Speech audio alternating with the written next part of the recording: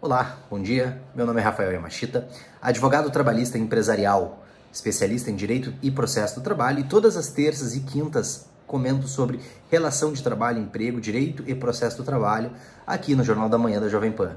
Gostaria de trazer para vocês hoje um recente julgado da terceira turma do TST que condenou uma empresa por não homologar as rescisões no sindicato, mesmo após a reforma trabalhista.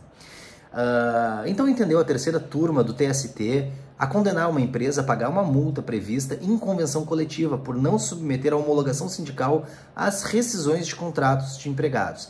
Sabemos, a bem da verdade, que antes da reforma trabalhista, todos os contratos de trabalho que superavam um ano de vigência tinham obrigação legal de fazer homologações no sindicato representativo da categoria.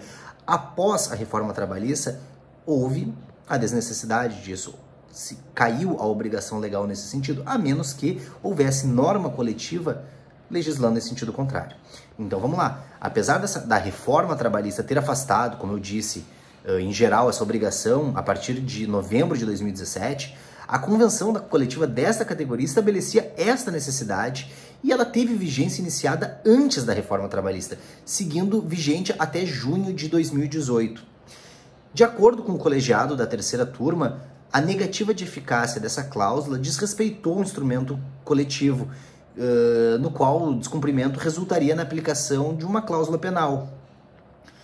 Essa cláusula ela estabelecia a obrigação de homologar as rescisões junto ao Sindicato dos Trabalhadores. E, para caso de descumprimento, aqui nessa situação, havia uma multa no valor de 1 dia de salário por dia de atraso em favor do empregado. Na ação de cumprimento, que é um instrumento que os sindicatos utilizam para questionar junto aos tribunais superiores esse tipo de situação, o Sindicato dos Empregados no Comércio de São Carlos, em São Paulo, ele sustentou que a empresa, a partir da vigência da reforma trabalhista, deixou de homologar as rescisões no sindicato. A empresa, por seu turno, na sua defesa, sustentou que houve mudança no artigo 477 da CLT e que conferia validade a simplesmente desrespeitar o que foi convencionado em instrumento coletivo, eliminando a exigência legal de assistência sindical no ato da rescisão contratual.